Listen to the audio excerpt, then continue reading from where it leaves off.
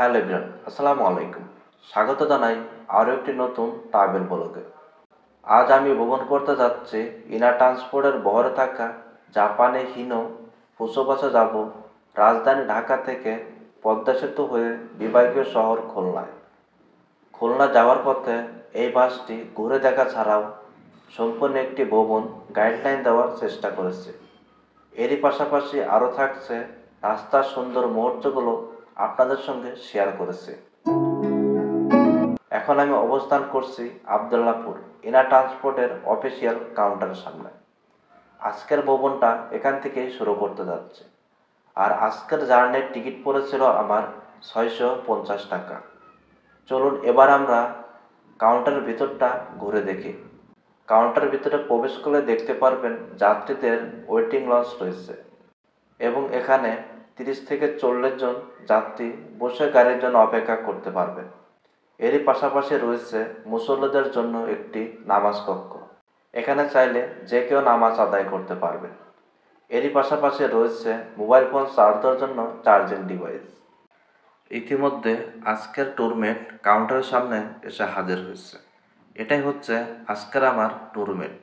এই বাসটি করে কিন্তু আমি খুলনায় যাচ্ছি। চলুন এবার আমরা এই বাসের ভিতরটা দেখে নিই। এটা হচ্ছে ইনা ট্রান্সপোর্টের জাপানি ফুসো বাসের ড্যাশবোর্ড।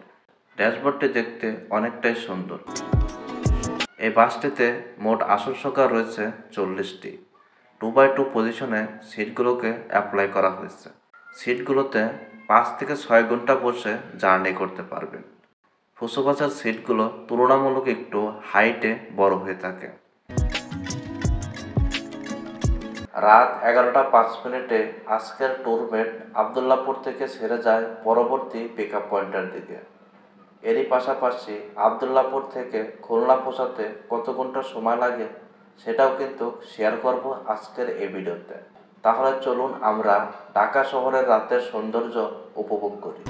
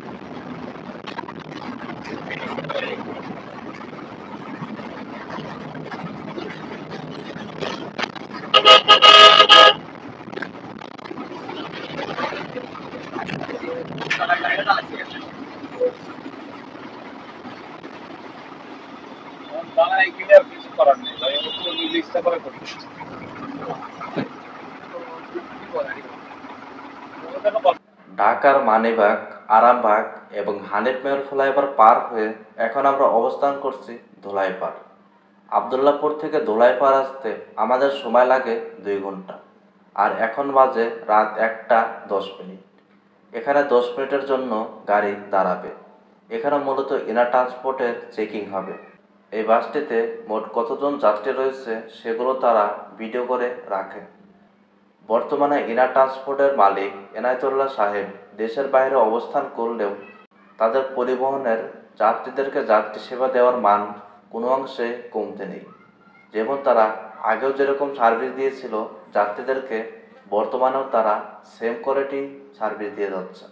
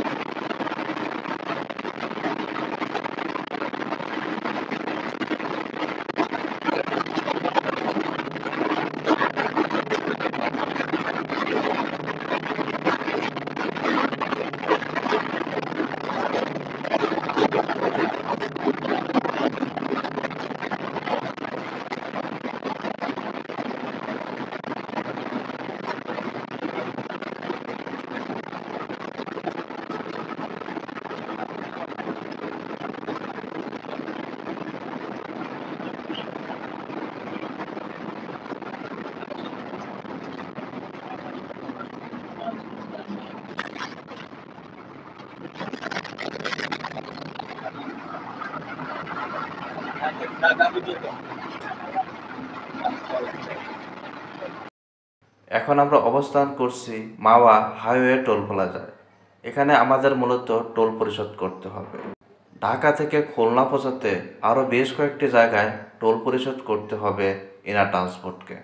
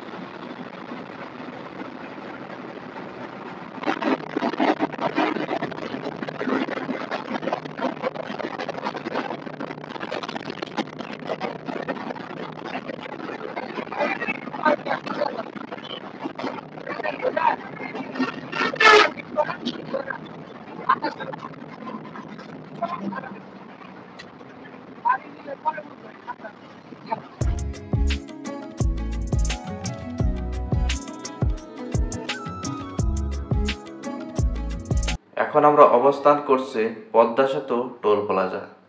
ধোলাইপাড় থেকে পদ্মা সেতু টোল প্লাজায় আসতে আমাদের সময় লাগে 35 মিনিট। এখন বাজে রাত 1:45। তবে পদ্মা সেতু টোল প্লাজায় এখানে একমুখী টোল প্লাজা খোলা থাকার কারণে বেশ লম্বা একটি জ্যামের দেখা পড়ে। তবে টোল প্লাজার এখানে আমাদের টোল দিতে সময় লেগে যায় 10 মিনিট। আর এখন বাজে 1:55। পদ্মা সেতু পারাপারের জন্য 2000 টাকা টোল পরিশোধ করতে হয়।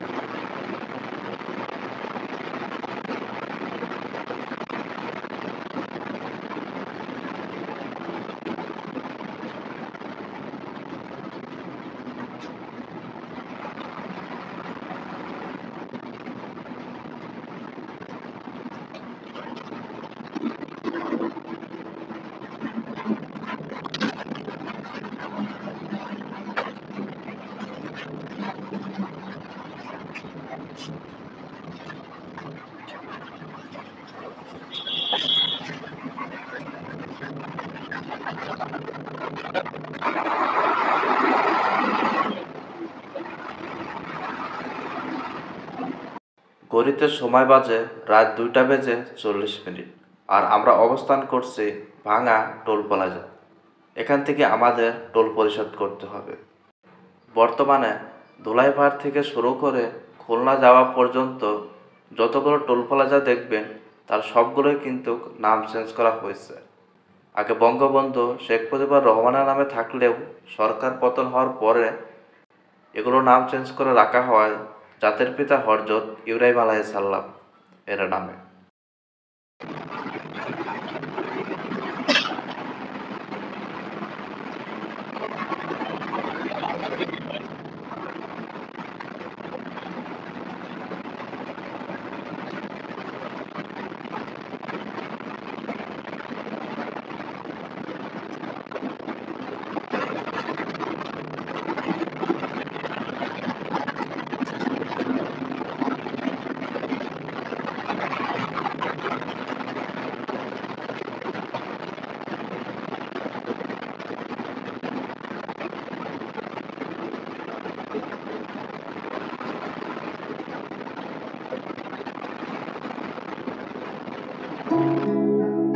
সামনে থেকে হাতের বাম দিকে গেলেই বরিশাল রোড। তবে ঢাকা থেকে বরিশাল যারা ভিডিও চান তারা অবশ্যই কমেন্টস করতে পারেন আমার এই ভিডিওতে। আমি খুব দ্রুতই সেই ভিডিও নিয়ে হাজির হব।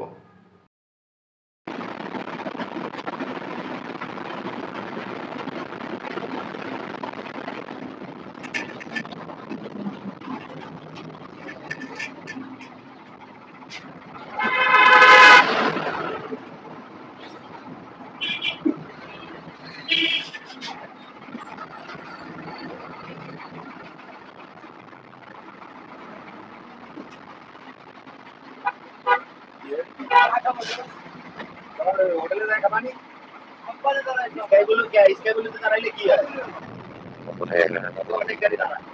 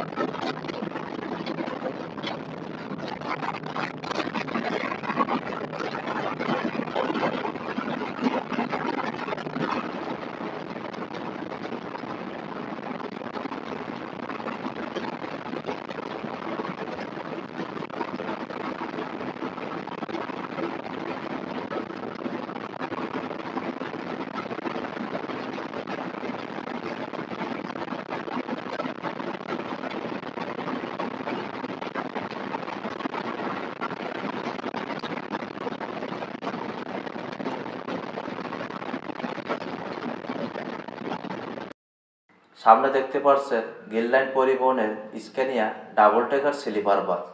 এই বাসটি যেভাবে বেপরোয়া গতিতে বাস চালিয়ে যাচ্ছে চালকের এবং কাপার ভ্যানগুলোকে রিস্ক নিয়ে নিয়ে ওভারটেক করতে লাগছে। মোটেও এভাবে রিস্ক নিয়ে ওভারটেক করা তাদের উচিত হচ্ছে না।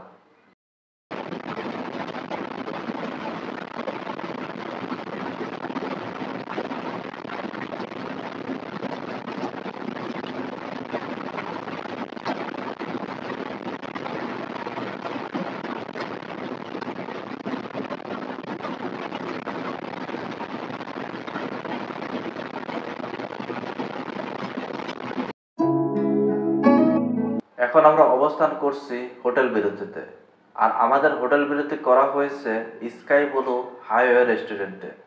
এখানে আমাদের 30 মিনিটের জন্য যাত্রা বিরতি দিয়েছিল ইনা ট্রান্সপোর্ট। তবে এখান থেকে আমাদের যাবতীয় কাজ সেরে আমরা আবারও চলতে শুরু করলাম খুলনার উদ্দেশ্যে। খুলনা পৌঁছানোর জন্য এখান থেকে আমাদেরকে আরও 1.5 ঘন্টা জার্নি করতে হবে।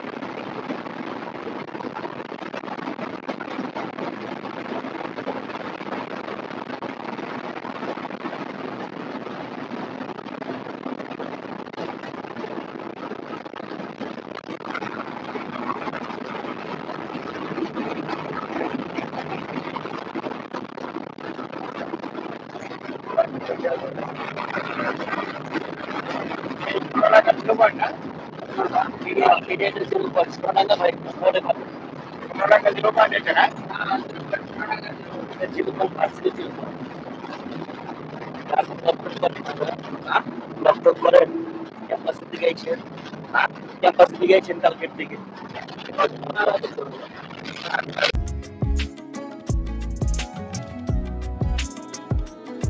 এখন আমরা অবস্থান করছি খুলনা 0 পয়েন্টে। এটাই হচ্ছে আজকের আমার লাস্ট স্টপ। এখন বাজে সকাল 5টা। আবদুল্লাপুর থেকে খুলনা 0 পয়েন্ট পর্যন্ত আসতে আমাদের সময় লেগেছে 6 ঘন্টা। তবে হানিফ মেয়র ফ্লাইওভার পার হয়ে দুলাইপাড় থেকে এ পর্যন্ত আমাদের সময় লেগেছে 4 ঘন্টা। তবে যাই হোক, আজকের জার্নিটা কেমন হয়েছে সেটা অবশ্যই কমেন্টস করতে পারেন এবং তারই পাশাপাশি শেয়ার করতে পারেন আপনার বন্ধুদের সঙ্গে। এখনও যারা চ্যানেলটি সাবস্ক্রাইব করেন নাই তারা অবশ্যই চ্যানেলটি সাবস্ক্রাইব করবেন। আল্লাহ হাফেজ।